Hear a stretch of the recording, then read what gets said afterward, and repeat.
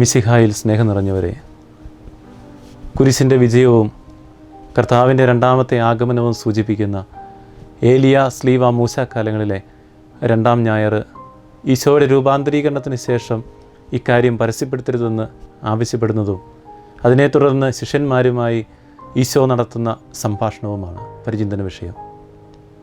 ഈശോ ആജ്ഞാപിക്കുന്നുണ്ട്, മനുഷ്യപുത്രന് മരിച്ചവരിൽ നിന്ന് ഉയർപ്പിക്കപ്പെടുന്നതുവരെ നിങ്ങൾ ഈ ദർശനത്തെപ്പറ്റി ആരോടും പറയരുത്. അത്ഭുതകരമായ രോഗശാന്തികൾ നൽകിയ ശേഷമാണ് പലപ്പോഴും ഈശോ ആ സംഭവം പരസ്യപ്പെടുത്തരുതെന്ന് ആവശ്യപ്പെട്ടിട്ടുള്ളത്.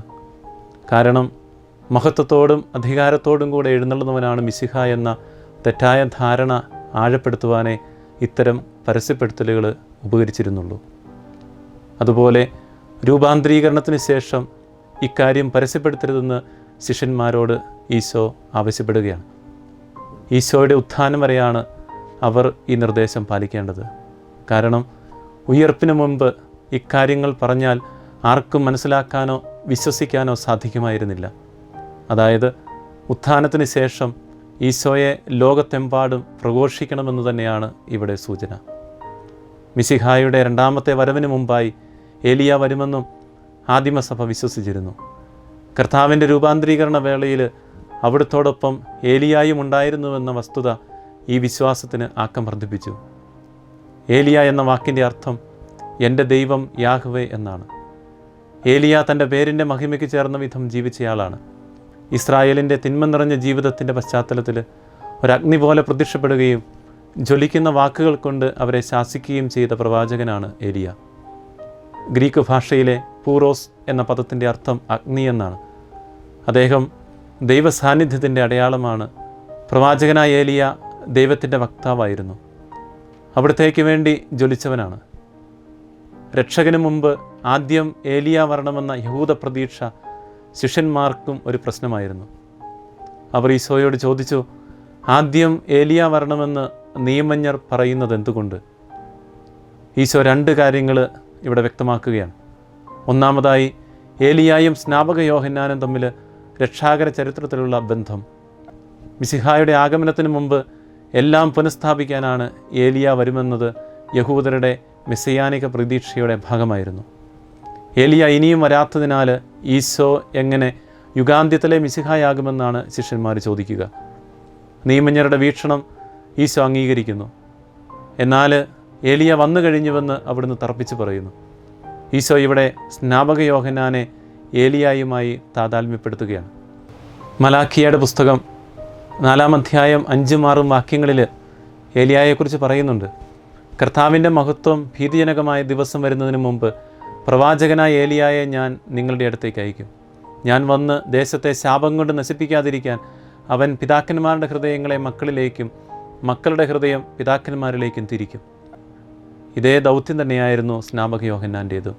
ലൂക്കായുടെ സുവിശേഷം 1-ാം അധ്യായം 17-ാം വാക്യത്തിൽ പ്രകാരം വായിക്കുന്നു, പിതാക്കന്മാരുടെ ഹൃദയങ്ങളെ മക്കളിലേക്കും അനുസരണമില്ലാത്തവരെ നീതിമാന്മാരുടെ വിവേകത്തിലേക്കും തിരിച്ചുവിടാനും സജ്ജീകൃതമായ ഒരു ജനത്തെ കർത്താവിന് വേണ്ടി ഒരുക്കാനും ഏലിയായുടെ ചൈതന്യത്തോടും ശക്തിയോടും കൂടെ അവൻ കർത്താവിൻ്റെ മുമ്പേ പോകും.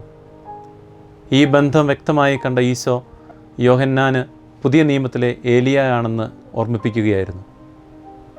രണ്ടാമതായി, യോഹന്നാൻ്റെയും ഈശോയുടെയും മരണം തമ്മിലുള്ള സാമ്യവും ഈശോ ഇന്നത്തെ ഈ സുവിശേഷ ഭാഗത്ത് വ്യക്തമാക്കുന്നുണ്ട്.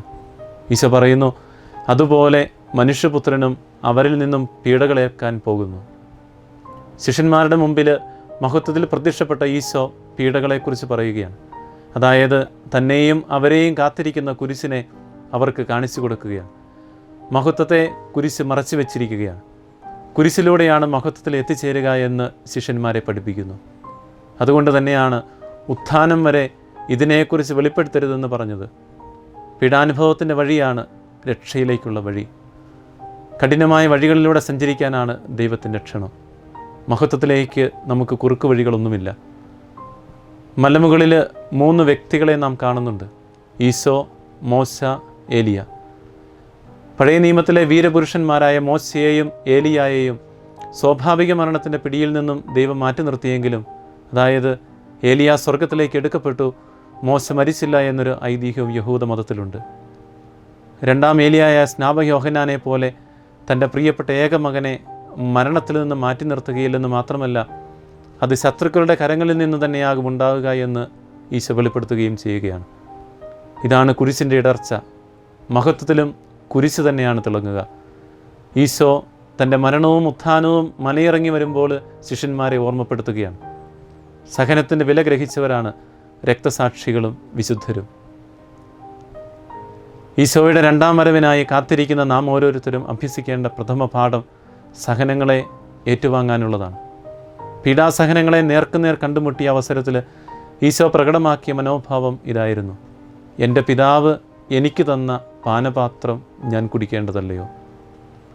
സഹനങ്ങളിലൂടെ മഹത്വത്തിൽ പ്രവേശിക്കാൻ നമുക്ക് പരിശ്രമിക്കാം.